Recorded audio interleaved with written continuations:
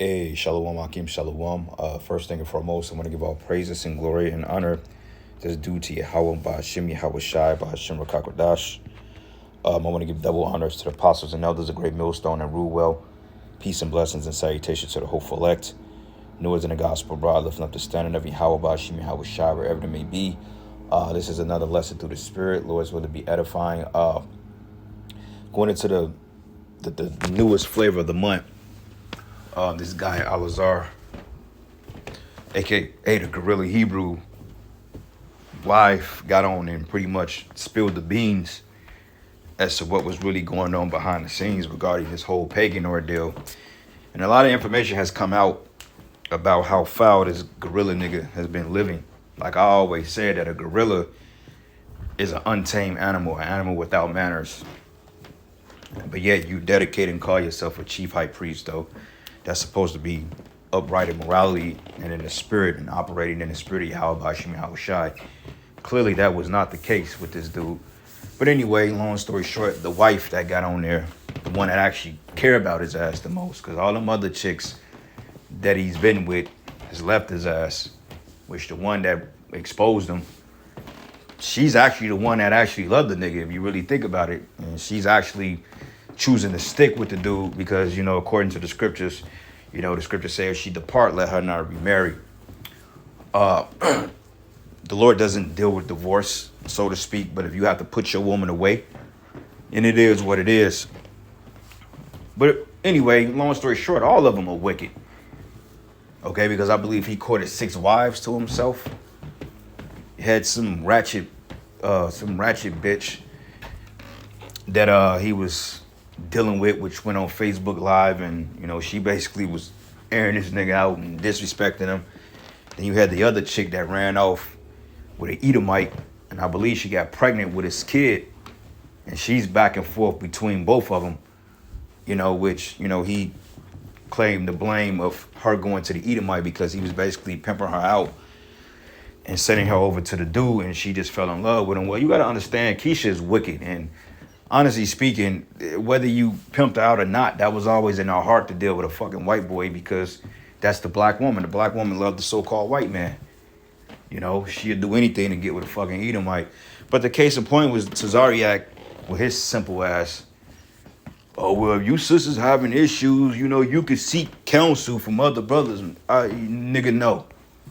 Okay, and this is why one thing, what goes on in my relationship ain't your goddamn business. Second of all, this is why you don't bring your woman into Israel, man. And if you teach an Israelite, your woman, that she's an Israelite, this is the reason why the scriptures say you teach your woman of your own. Okay, because see, what happens is when you bring her into the organization and you start to express or share too much with her, then eventually, man, she's going to get that boldness about her. You know, which Tazariak, he's always been a simp, man, from what I know. Pandering to these women. Oh, well, you know, I do anonymous counsel, so let me find out you having an anonymous counsel with my wife, nigga. We gonna have a fucking problem on our hand.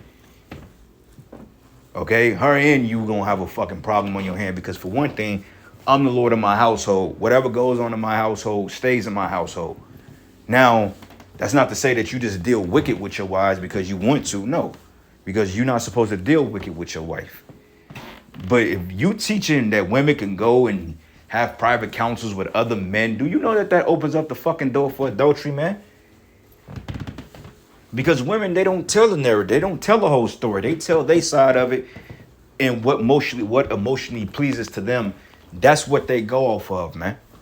So you're opening up the door for all sorts of confusion in these camps. And this is the reason why we tell you brothers out there, don't be telling your woman about what the hell you got going on. You know what I'm saying? Well, don't be telling your woman don't be telling your woman shit about the camp and stuff like that, man. You ain't even supposed to bring your woman in the camp. Your woman ain't part of the camp. Your woman is your own personal thing. And that's just what it boils down to. So I'm not going to play this video, but it says Passover dryback, gorilla wife speaks even crazier, blase, blase. But the point is, Tazariak making mention that, oh, well, women could counsel with other brothers. No, bro. Okay, that's not how that works. Now, if I go to a brother and be like, look, man, you know, what's your take on this situation? You know, what should I do? and he gives me counsel, that's cool. But my woman ain't hitting on my brother. Hey, Shalom, Mark. I'm having an issue with the brother. What should I do? A real brother gonna say, look, man, that's between you and him. Don't bring that to me, man. And situations like that have presented themselves, and we don't deal with that. Hey, y'all gotta figure that shit out, because see, women, they like to spin narratives. So Tazariak is going off, man. Pandering to the women when he know goddamn well that majority of these women in Israel are wicked. A good 98.9% of the women that know they Israelites are wicked as all hell, man. None of them ain't right. All right. So anyway, let's get a couple of precepts here, because that's going off. Ain't nobody counseling. You shouldn't be counseling with nobody's wife. That's his woman. Okay. If the chick chooses to stay with the wicked nigga, she known the nigga was wicked when she got with him. That's on her.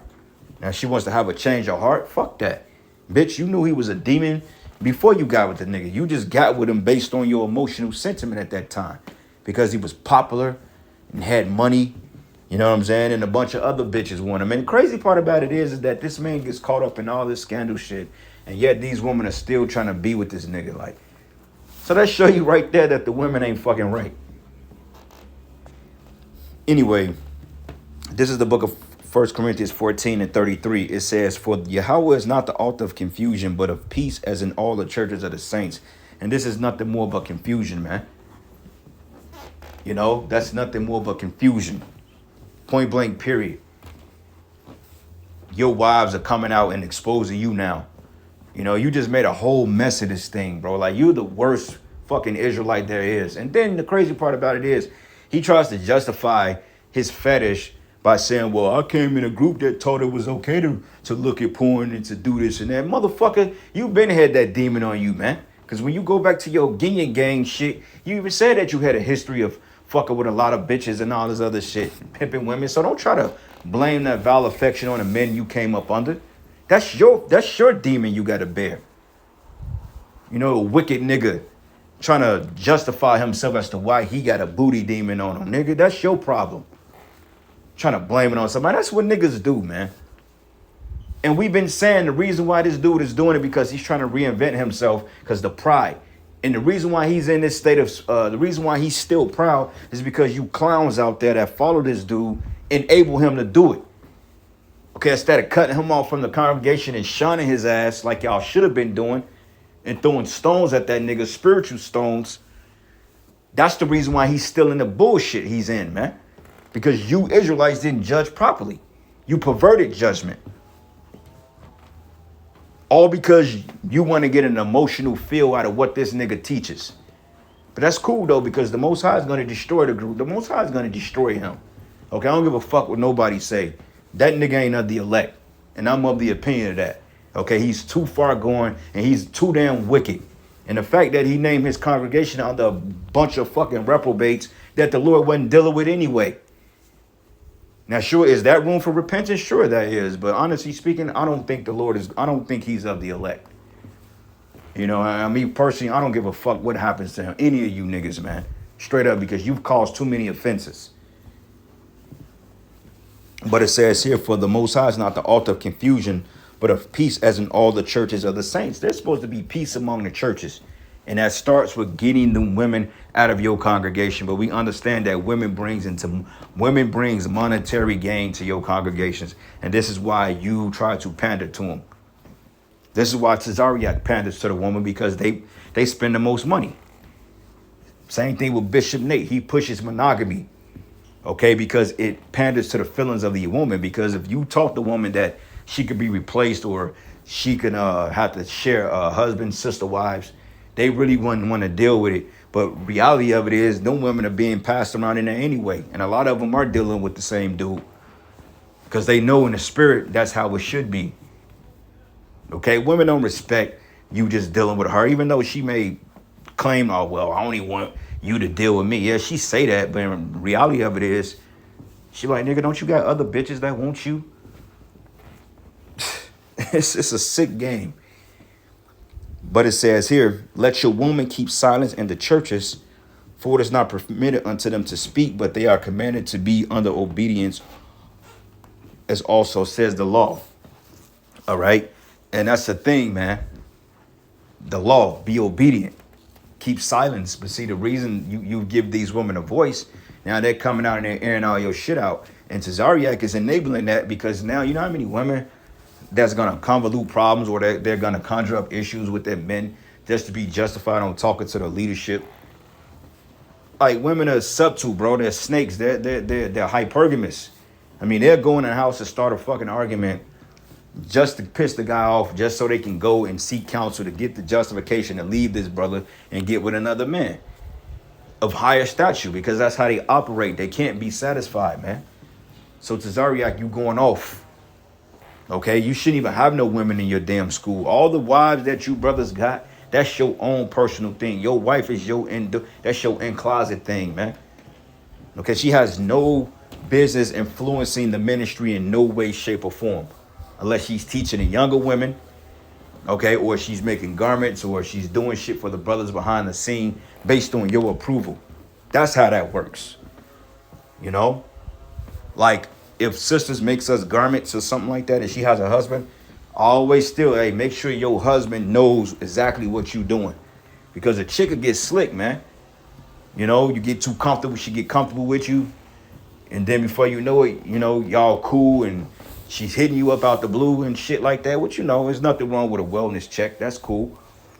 But even then, you know, the husband needs to know every account that you're reaching out to brothers, just so that can ease that man's mind. And that way brothers don't get caught up in no accusations, bro. This is me personally. This is why I'm glad I ain't got no wife in the truth. I'm honestly glad I don't have a female in the truth, man. I'm glad I don't. It's just too much that comes along with it. And it says here, and if they will learn anything, let them ask their husbands at home, for it is a shame for a woman to speak in the church, man. So, yeah. So you don't give them any license to do the madness that they're doing, bro. You know, because like I said, man, most of them ain't in the right spirit. Next precept, 1 Timothy 5, and I'm going to start at verses. Let's start at verses 10. Matter of fact, let's start at verses 9. It says, let not a widow be taken into the number under 80 years old. Okay, under what's that? 20, 40, 60.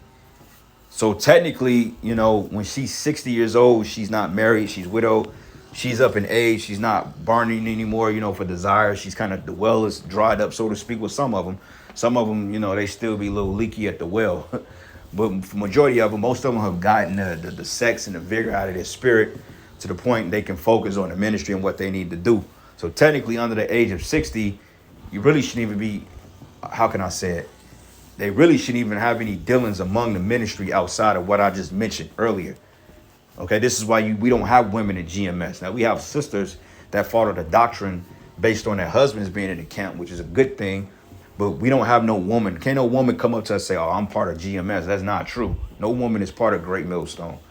Now, they follow the doctrine, and their husbands may be, but they're part of their husband's household. Okay, so let's say your name was Kazakh Ban Lawyer or something like that, then you're of the household of Kazakh Ban Lawyer. That's who you're under. That's your house. That's your protection there. He may be affiliated with the organization Great Millstone, and by association, you adopt the doctrine, because it's about the doctrine at the end of the day, you know. But I don't want to see no channel A lady GMS. Hell nah. And then she's out there teaching and shit. And just by the characteristics of the woman, you would know who follows GMS or not. And it says here, it says, let not a widow be taken into the number under 80 years old, having been the wife of one man. All right. And also, a lot of these women are passed around in these different groups, bro. Like Alazar, like all his women, I wouldn't be surprised, committed adultery on him, man. Like his main wife said, she said, shit, I'm the only one left. She said all 5 of them left his ass, man. And you know, the woman that was on IG Live, I think she's, I forgot where she lived at. I don't know if it was Atlanta or something, but the ratchet one. The very ratchet one, not the Naya chick, even though she's a demon too, but the other one.